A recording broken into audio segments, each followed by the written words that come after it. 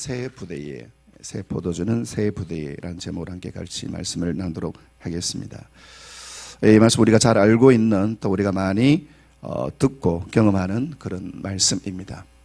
새로운 포도주는 새 부대에 담으라. 자, 이 말씀은 예수님께서 바리새인들, 그들 중에 서기관들과 논쟁하시면서 일어난 그런 사건을 우리에게 보여주고 있습니다. 이 성경은 우리와 살고 있는 문화와 또 시대와 다릅니다. 그래서 이 성경이 기록되어 있는 그 당시의 상황을 우리가 잘 이해를 하여야 이 말씀을 알 수가 있습니다. 요즘은 포도주를 병이나 또 그렇게 보관하지만, 예전에는 염소 가죽을 통으로 만들어서 거기에다가 이 포도주를 보관하였습니다. 그런데 이 포도주라고 하는 것이 포도가 발효되면서 이렇게 부풀어 오릅니다. 낡은 포도주는 발효하는 게 적지만, 새로 담은 포도주는 이 발효하는 것이 굉장히 강합니다. 낡은 부대, 탄력이 없는 이 낡은 부대는 이 새 포도주가 발효하면서 막 부풀어 오를 때 이거를 감당하지 못하고 터져버린다. 그러니까 포도도 잃어버리고 부대도 잃어버린다. 이게 오늘 예수님께서 말씀하신 이 말씀의 내용입니다. 이것을 왜 예수님께서는 말씀하셨습니까? 새로운 포도주는 새로운 부대에 담아야 된다. 새로운 부대의 탄력성이 좋고, 그리고 힘이 있는 이 부대에 담아야 이 새 포도주가 들어가서 이게 발효할 때에 이것을 견디고 또 이것을 감당한다라는 것입니다. 예수님 이것을 바리새인들에게 말씀하셨습니다. 왜냐, 바리새인들은 그들이 가지고 있는 고정관념에 꽉 붙들려 있었기 때문입니다. 그들이 예수님 앞에 와서 말씀을 하지만 그들이 말하는 이 예수님에 대한 메시지는 항상 예수님께 칭찬하는 것이 없습니다. 자, 16절 같이 한번 읽어보겠습니다. 시작. 바리새인 서기관들이 예수께서 죄인 및 세리들과 함께 잡수시는 것을 보고 그의 제자들에게 이르시되 어찌하여 세리 및 죄인들과 함께 먹는가? 예수님께 뭐라고 이야기합니까? 세리들 그리고 죄인들, 그들과 함께 먹는 것, 이거 불경한 일이다. 그 다음에 18절, 요한의 제자들과 바리새인들이 금식한다. 이 유대인들에게서 금식이라는 것은 아주 중요한 경건의 모습이었습니다. 그래서 일주일에 하루 혹은 일주일에 이틀을 금식하기도 하고, 세례 요한의 제자들도 이 금식하는 것을 훈련하고 있었습니다. 그런데 예수님께서 뭐라고 합니까? 18절, 요한의 제자들과 바리새인의 제자들은 금식하는데 어찌하여 당신의 제자들은 금식하지 아니하나이까? 자, 이 바리새인들은 비교를 하고 있죠.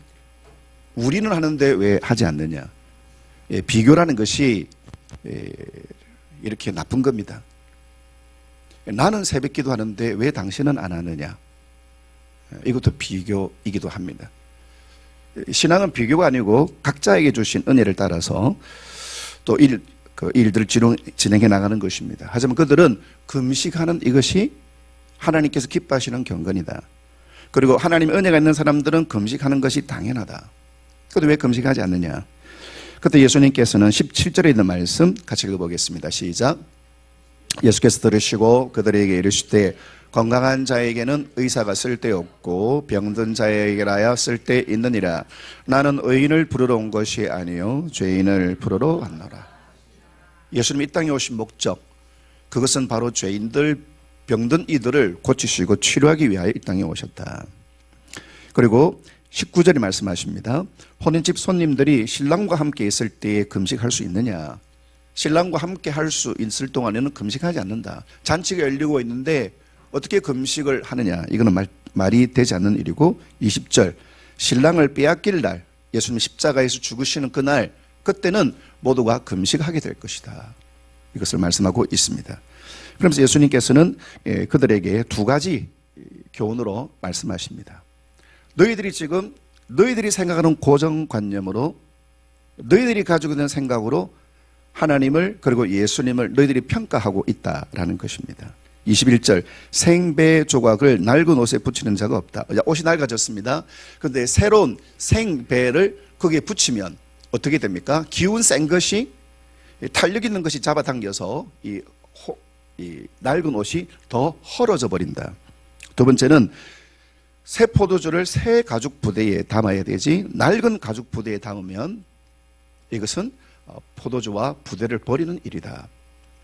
자, 하나님은 날마다 새롭게 일하시는 하나님이시고 또 하나님은 우리 사람을 초월하는 하나님은 창조자이시며 우리는 피조물이시고 하나님의 뜻과 우리의 뜻, 하나님의 생각과 우리의 생각, 하나님의 길과 우리의 길, 하나님의 계획과 우리의 계획은 다른데 그래도 우리는 하나님을 내가 다 이해하고 있는 것처럼 그래서 그런 말이 있습니다. 내가 하나님을 완전히 다 이해한다면 그 하나님은 하나님이 될 수가 없다. 그런데 우리 하나님을 나의 생각의 카테고리 안에 집어넣으려고 하는 그런 어리석음들이 얼마나 많은지 모릅니다. 네, 사진 한번 좀 올려주시면 고맙겠습니다. 퀴즈를 내겠습니다. 역시 예화가 나오니까 다 고개를 드시고 눈이 반짝이는데요. 네, 말씀에도 좀 집중하시길 바라겠습니다. 자, 이 세 명 중에서요, 이게 아주 인터넷 달궜는데 한국인과 중국인과 일본이 세 명이 사진을 찍었습니다. 자, 1번, 2번, 3번 중에서 누가 한국인이고 누가 중국인이고 누가 일본인인가? 아니, 잠깐만요. 생각하시고. 우리의 입은 항상 생각보다 빠릅니다. 그죠? 자, 한국인과 중국인과 일본인. 자, 누가 한국인일까요? 자, 손가락으로 표시를 하겠습니다. 하나, 둘, 셋. 네. 일본인, 한국인, 중국인. 말씀에도 이렇게 밝게 반응해 주시기를 대단히 간절히 정말로 부탁드리겠습니다, 여러분. 예, 한국인, 중국인, 일본인. 이게 각기 다르다 생각하는 것이죠. 이건 뭐냐? 가지고 있는 자기의 편견을 가지고 중국인은 이럴 것이다, 한국은 이럴 것이다 라는 것입니다. 얼마 전에 읽은 글 가운데 아주 제 마음을 깊이 때린 문장이 있습니다. 또 우리 한국인들 경우에는 여러 가지 좀 문제가 있지만 아는 체를 많이 해요. 또 그걸 말하려고 해요. 나중에 사실이 아닐 때 부끄러움을 몰라요. 자, 6살짜리 아이가 학교에서 그림을 그렸는데요. 그 담임생 하시는 분이 학부모를 긴급 호출했습니다. 집에 무슨 일이 있냐고. 왜요? 아이가 이 그림을 그렸다고. 자, 여러분 어떤 그림으로 느껴집니까? 이 그림요, 우리 바하마에서 스노클링 한 건데요. 근데 선생님은 어떻게 판단했겠습니까? 집에 무슨 일이 있습니까? 아무 일 없는데요. 스노클링 하고 온 건데요. 자, 아이는 이 바하마에서 이렇게 가족이 스노클링 하면서 그때 너무 행복했다 이걸 그렸는데 선생님은 이 집에는 큰일 났다. 우리는 너무 쉽게 판단하고 너무 쉽게 말하고 나중에는 후회하지도 반성하지도 않는 경우들이 많다라는 것입니다. 자, 이 숫자는 어떤 숫자일까요? 이 숫자는 그렇게 어려운 문제는 아니라고 생각하는데 한 사람이 볼 때는 6이고요. 한 사람이 볼 때는 9라고 이야기합니다. 자, 왼편에 있는 사람이 맞습니까? 틀립니까? 오른쪽에 있는 사람이 맞습니까? 틀립니까? 그런데 왜 왼쪽에 있는 사람은 오른쪽에 있는 사람을 보고 니 틀렸다고 이야기합니까? 왜 오른쪽에 있는 사람은 왼쪽에 있는 사람은 니 틀렸다고 이야기를 합니까? 이것이 그냥 웃기는 이야기가 아니고 우리의 일상에서 흔히 일어나는 일입니다. 특별히 한국 크리스천들에게 수없이 많이 일어나는 일입니다. 여러분, 교회나 또 여러 성도들 사이나 또 우리 한국에 지금 한국 교회 안에도 이런 여러 가지 또 이게 여러 가지 분란들이 있는데 심각한 분란들이 일어나고 있습니다. 왜요?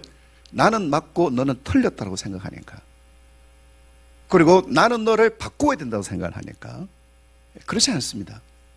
여러분, 내가 눈으로 보는 거, 분명히 왼쪽 사람이 볼 때는 6이죠.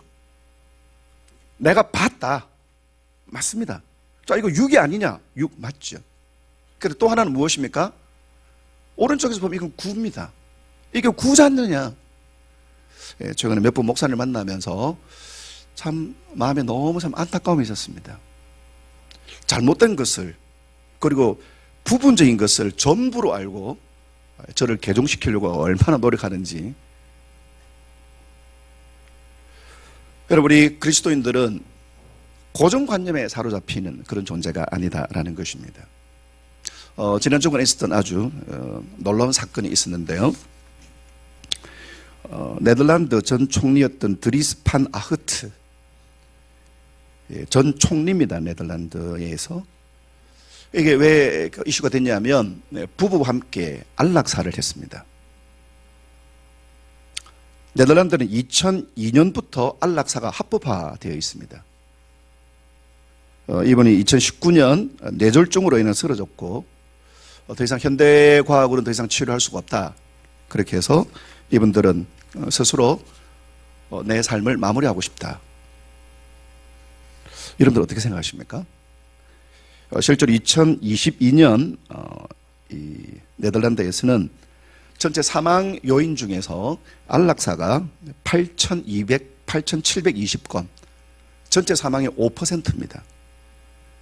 이 네덜란드 사람뿐만 아니라 다른 나라 사람들, 우리나라도 이 안락사가 합법이지 않기 때문에 네덜란드로 관광을 와서 여기 사인을 하고 자기의 삶을 마무리하고 있습니다. 이거는 유명한 비트겐슈타인의 토끼라는 그림입니다. 여러분, 토끼로 보입니까? 오리로 보입니까?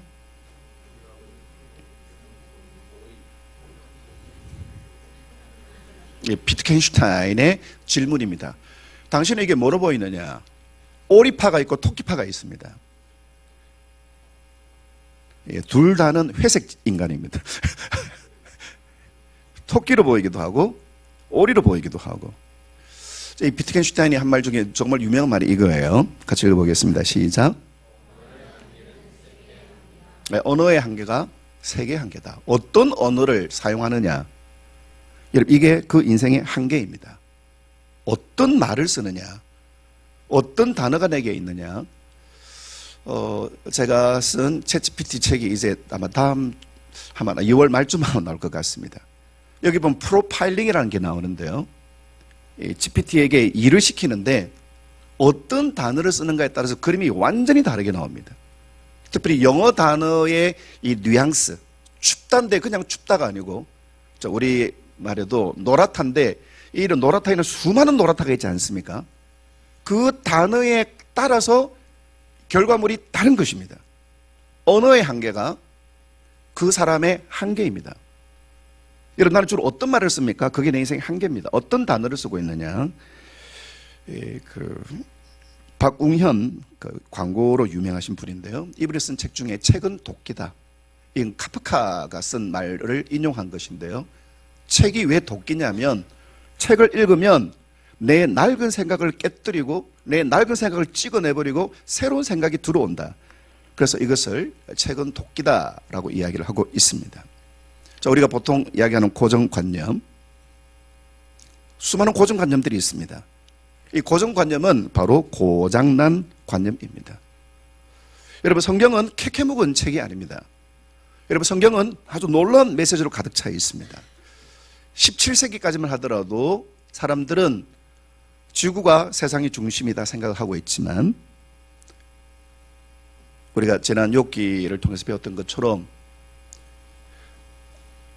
지금으로부터 약 4,000년 전에 쓰여진 이 욥기는 지구는 공중에, 허공에 떠 있는 것이 지구다.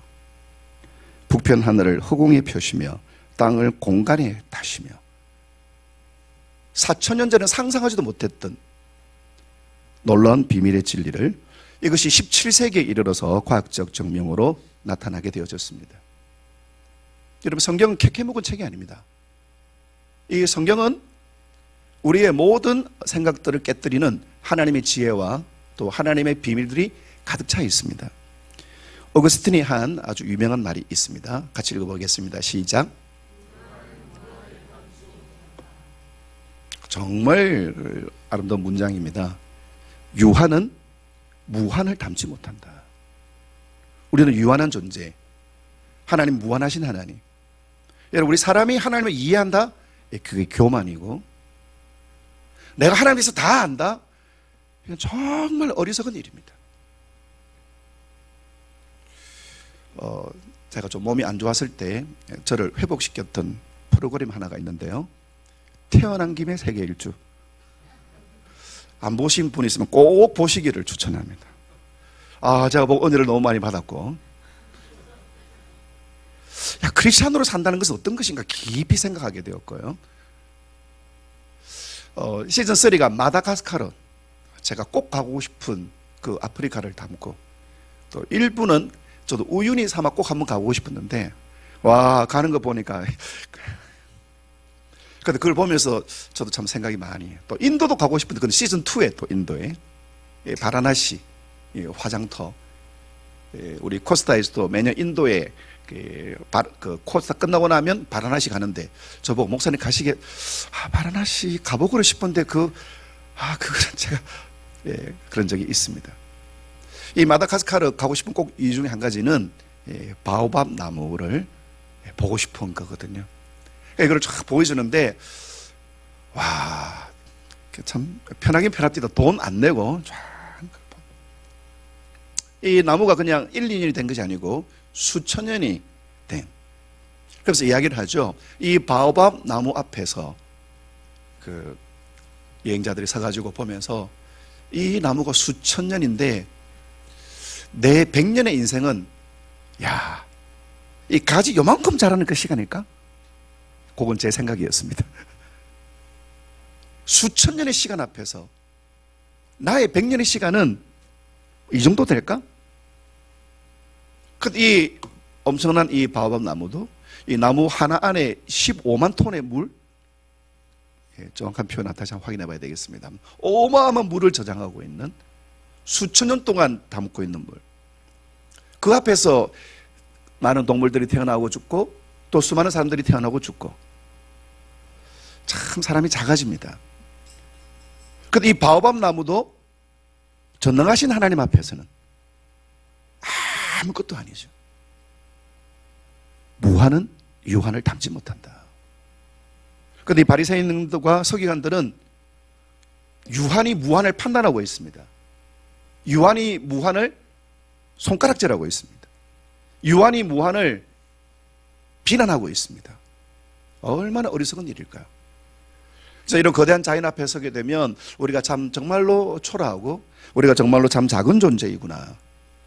그런데 하나님의 말씀 앞에 서면, 우리 하나님 말씀 한번 올려주시면 좋겠습니다. 예레미야.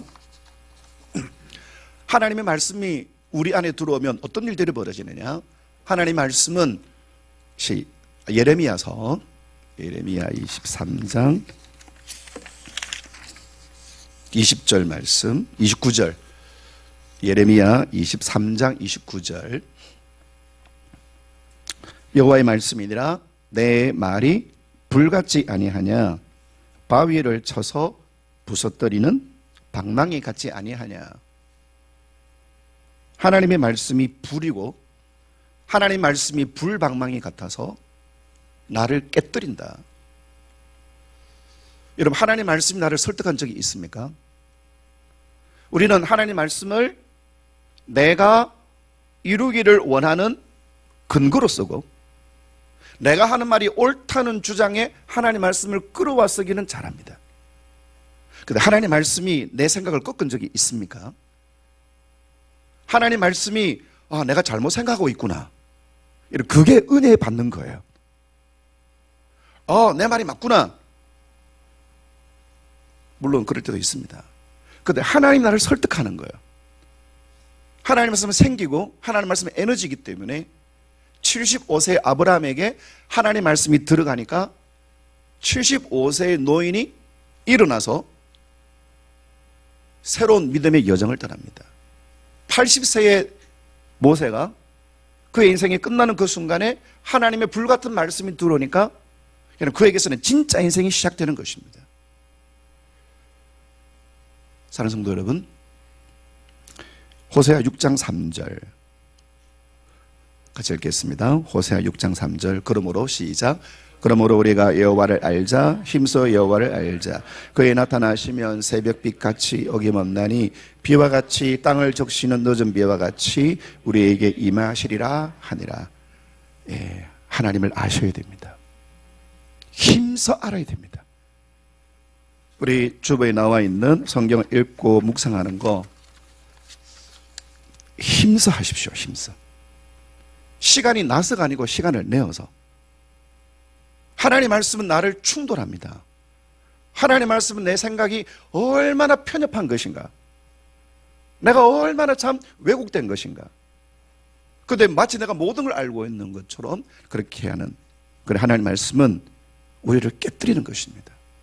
여호와를 아는데 힘써 알아야 되는 것입니다. 주일 오전에 잠시 성경 아는 것, 우리는 세상을 못 이깁니다. 내 감정도 못 이겨요.